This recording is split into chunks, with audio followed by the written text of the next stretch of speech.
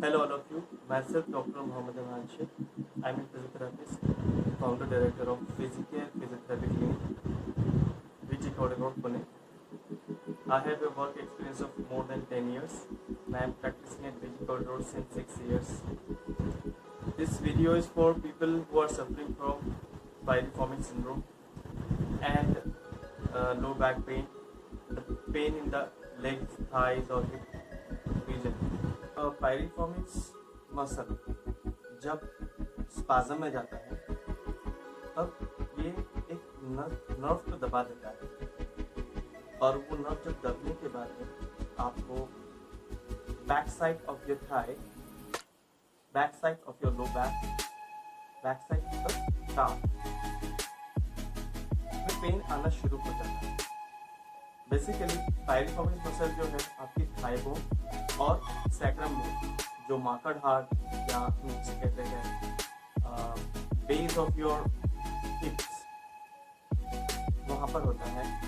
और जब हम ऑल्टी के में बैठते हैं या बैक साइड में वॉलेट रखने की बहुत सारे लोगों को आदत होती है, अगर वो ज़्यादातर वॉलेट रख के बैठते हैं, इनफैक्ट अगर आप हैंकी को भी गलत होल्ड कर देते हो और बैक साइड में रखते हो और उस पर आपका सिटिंग होता है लॉन्ग ड्यूरेशन के लिए, तब होता क्या है, जब वो वॉलेट या हैंकी का प्रेशर उस मसल पे पड़ता है और आपके स्पाइन जो थोड़े टेढ़े होने शुरू हो जाते हैं, ऐसे एक बार दो बार। और बैड हैबिट से ये क्या होने लगता है कि वो मसल शॉर्टन या स्पाज्म में जाता है। जब स्पाज्म उसमें बिल्ड होने लगता है तो वो नर्व यानी साइटिक नर्व को दबाता है। साइटिक नर्व ये जो लंबार स्पाइन से स्टार्ट होती है, पायरिफॉर्मिक के बीच या नीचे से जाती है और पूरे पैर को सप्लाई करती है back side of your thigh और लेग।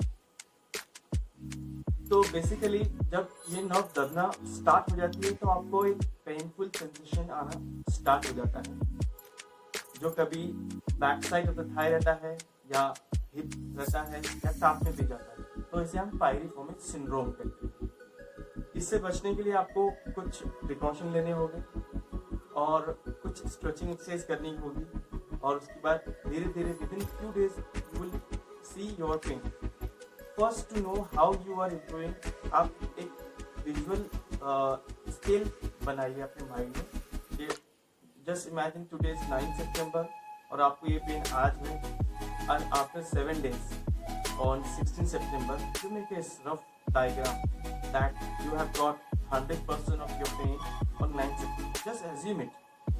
और इसके बाद में आप 2-3 दिन के बाद में खुद ही एक रफ डायग्राम आपके माइंड में आएगा कि अभी आपको इतना परसेंटेज पेन है, and then you see you are improving on it. अब मैं आपको कुछ सेटिंग से समझाने वाला हूँ, उसके बाद लाइंग पोजीशन समझाऊंगा और उसके बाद प्रिकॉशन मैंने आपको एक एक्सप्लेन ऑलरेडी कर दिया है कि बैक साइड या रियर पॉकेट में आपको वॉलेट या हैंकी ऐसा ऑब्जेक्ट नहीं रखना है जिससे आपका स्पाइन टेढ़ा हो या उस प्रेशर से आपके मसल्स में स्पाज्म बिल्ड हो। So first of all just assume you are sitting on a chair and then मान लीजिए आपके left side of the hip या लेफ्ट साइड पायरिफॉर्मिक सिंड्रोम आपको डायग्नोज हो चुका है, तो आप उसको स्ट्रेच करना चाहते हो। तो सिटिंग में आप किस तरह से करोगे, take your tummy in, I adjust my camera,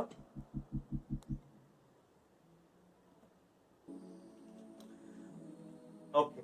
on the side what you will do, left side में आपका प्रॉब्लम, तो लेफ्ट साइड को चेयर की हाइट ऐसे एडजस्ट करनी है कि आपके पैर दोनों फ्लोर पे अच्छी तरह से स्टेबल हो और उसके बाद में आप लेफ्ट एंकल जॉइंट को राइट नी के ऊपर रखते हो, टमी टक करना है और यहाँ पर नॉर्मली हाथ रखते हुए आगे की तरफ बेंड होना। आपको ऐसे स्लॉच होके नहीं जाना है, टमी टक करना है, स्पाइन को स्ट्रेट रखना है, डीप इनहेलेशन एंड एक्सहेलेशन करते रहना है। स्ट्रेच के बीच में आपको एक पर्टिकुलर मसल में स्ट्रेच फील होने लगेगा, वो back side of the hip या थाई में भी आपको उसका स्ट्रेच फील होता है। कभी कभी नर्व ज़्यादा पुल्ड होती है, स्टाफ तक उसका पेन आने लगता है।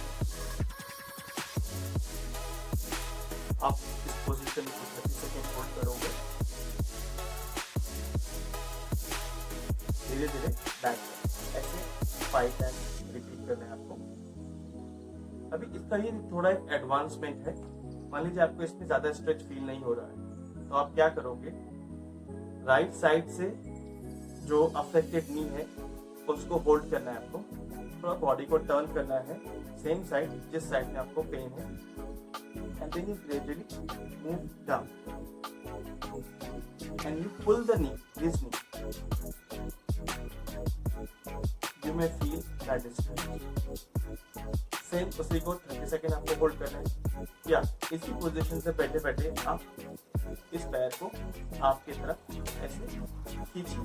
ये भी एक मेथड है। 3 मेथड पहले मैंने आपको बताया, सिंपल ऐसे लेफ्ट एंकल जो अफेक्टेड साइड है उसको आपने ऊपर रखें और कमी तक करके स्ट्रेट स्पाइन से फॉरवर्ड मूव हो रहे हो आप, और एक पर्टिकुलर स्ट्रेच जब आपको फील होने लगेगा, मीडियम जैसे स्ट्रेच फील करना है और उसे 30 काउंट्स के लिए होल्ड करना है, बहुत ही कम ना।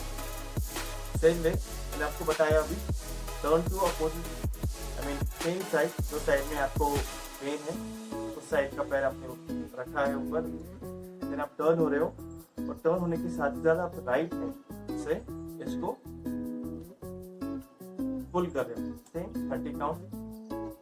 किसी को राइट साइड में तो सेम आप राइट साइड को ऐसे ऊपर रखोगे and move with the left hand, आप राइट नी को पुल करोगे ना। थर्ड मैंने आपको बताया कि सिंपल आपको पोजीशनिंग वही मेंटेन करनी है, स्ट्रेट स्पाइन, और आप दोनों हाथों से आपका जो नी है उसको राइट शोल्डर के अगेंस्ट धीरे धीरे पुल कर रहे हो। Got it? ओके। नाउ इसके बाद में जो आपका बैक साइड है उसको प्रॉपरली स्मॉल पिलो से स्टेबलाइज करना है, और वो आपकी जो लंबार आर्च होती है, जो कर्वेचर होता है बैक में, एग्जैक्टली उस पे लगाकर आपका लैपटॉप वर्क करना है, राइट? सो ये स्ट्रेचिंग एक्सरसाइजेस थी। अभी आप चेयर पे बैठे हो, राइट, कुछ काम कर रहे हो, तो आपको in between you can just suck in your stomach and hold it for a few seconds, then relax. Make a habit of doing this exercise regularly. Suck in and then hold it the same way, few seconds, then relax. It will help in strengthening of your abdominal muscles. It will then again, I told you, stretching will maintain the muscle length, and it will also help in reducing the pressure on the nerve. Now coming on to lying position exercises, जब आप घर में हो तो आप वो exercise floor पे या बेड पे कर सकते हो। Okay, now I'm going to show you few exercises which will help in reducing your low back pain and pyruvate syndrome problem. So first, just as I told you, if you have got left-sided pyruvate syndrome or left-sided leg pain, how you will stretch your muscle?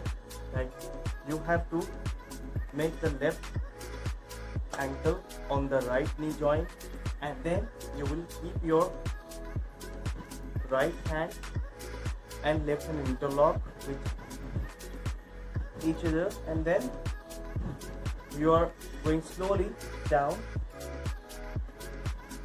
and then pulling the right knee towards your chest. While doing this, you will feel some stretch on the left side of your hip, make move to your thigh.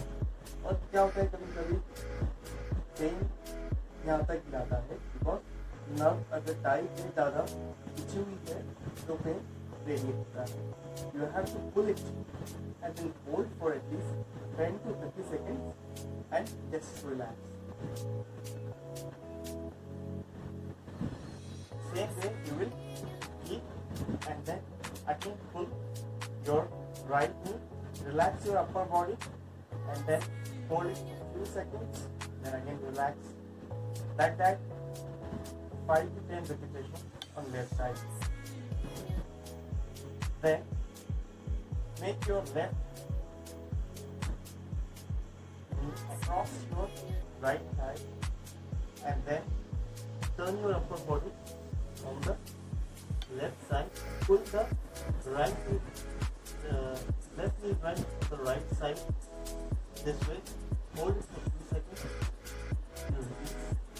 Same way you can do 5 to 10 repetitions.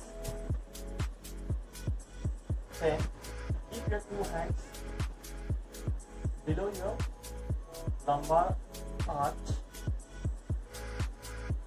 just above the belt where you tie the belt, and then try to press the spine on your hand. Keep the bridge and then release. Like that, hold it for 10 seconds and then release. You are not lifting your hip like that. You are simply pressing. While pressing, your hips may lift off the couch and then again relaxing. आपके हिप्स को direct से ऊपर नहीं उठाना है, सिर्फ lower back spine को हाथ में दबाएंगे तो ऑटोमेटिकली हिप्स ऊपर उठ जाती है. Like this kind of roll towel you can use below your low back and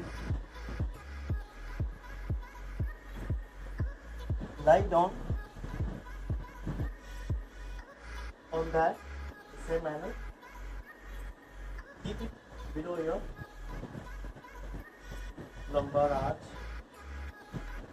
and then simply lift your waist up and down, up and down, up and down. This is to mobilize your low back spine. After mobilizing the low back spine, you have to mobilize your nerve. How do you do that? उसी towel से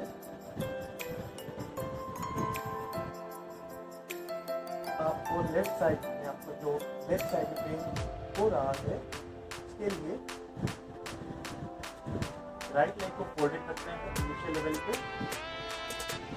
left knee straight, holding the towel and tying around the feet.